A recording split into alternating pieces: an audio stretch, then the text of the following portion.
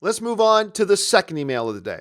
And the second email today comes to us from Andre Hightower, who writes, I know that for all their negative criticism, you still champion the majority of DCEU films. I have a theory.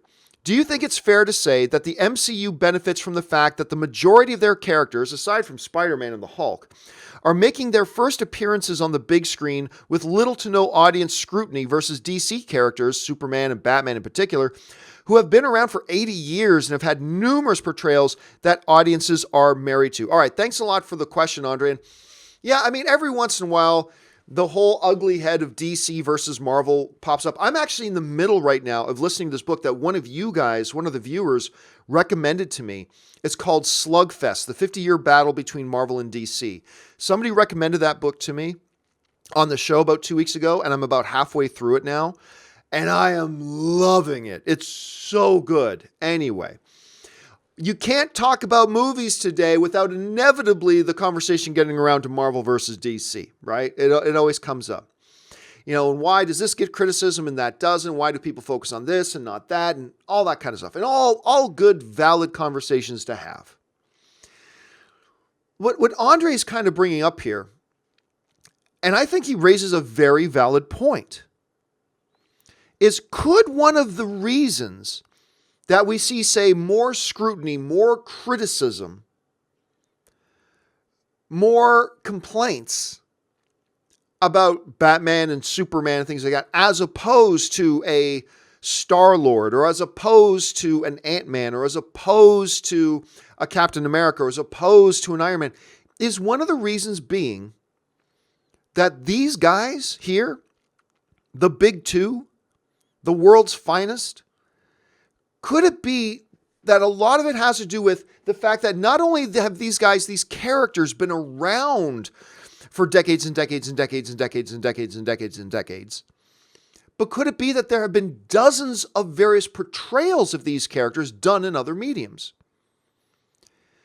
You know, whether you're going back to the George Reeves Superman or Christopher Reeves Superman or whatever, whether you're going back to the Adam West Batman or the Michael Keaton Batman or the animated Batman, the Justice League animated stuff, whatever, hell, bring in the Wonder Twins. I don't know. But could it be that the fact that these guys have so much media history that it puts them in a disadvantaged position of being criticized because, unlike Star-Lord, who has never been portrayed in other media before, unlike Iron Man, who's never really in any significant way been portrayed in other media before, you know, that Thor, in no real way, other than that one Hulk TV movie they did, that Thor has never really been portrayed in a significant way in media before.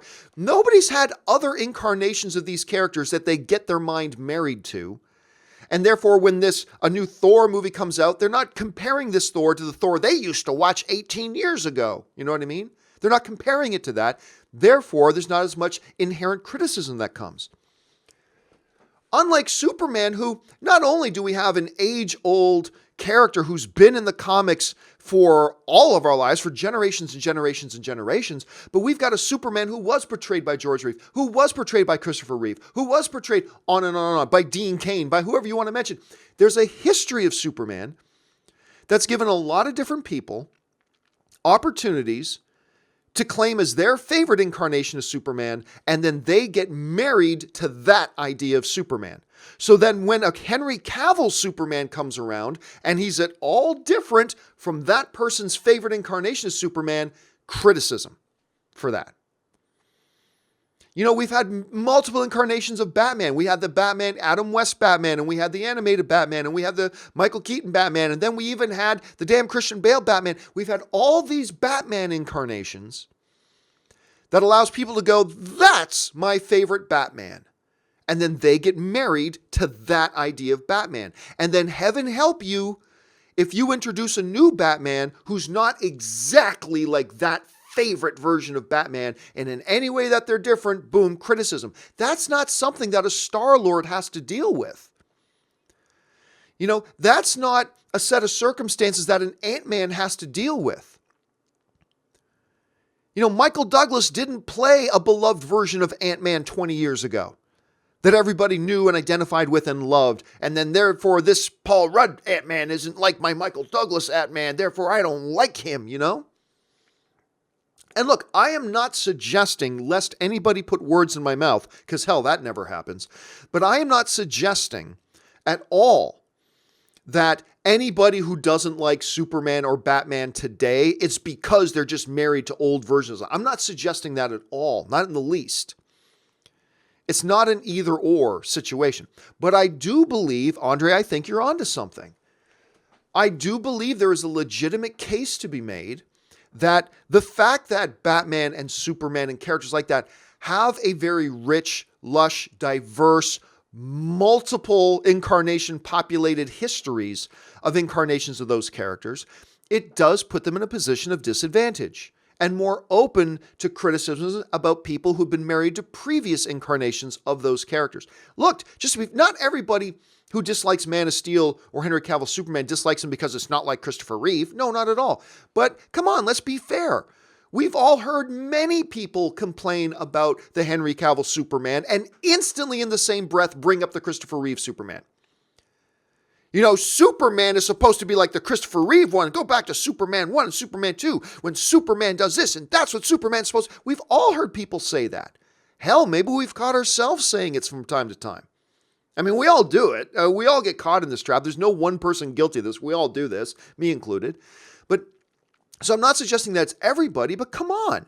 We've all heard people complain about the current Superman, and in the same breath, they bring up also the Christopher Reeve Superman, or the Dean Cain Superman, or the Tom Welling Superman, or anybody else's Superman, because it's not like the Superman they love. And quite frankly, Andre, I think you're onto something. I really do. I don't think it's the biggest reason in the world. I don't think I don't think it applies to everybody. But that notion that, hey, I've already got my favorite and this new thing isn't like my favorite, therefore screw you. You know what I mean?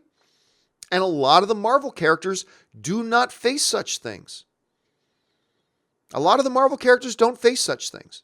There are exceptions, but yeah, for the most part so. And since Superman and Batman are not only the two biggest, but also the two key centerpieces of the DC cinematic worlds, it becomes a challenging thing.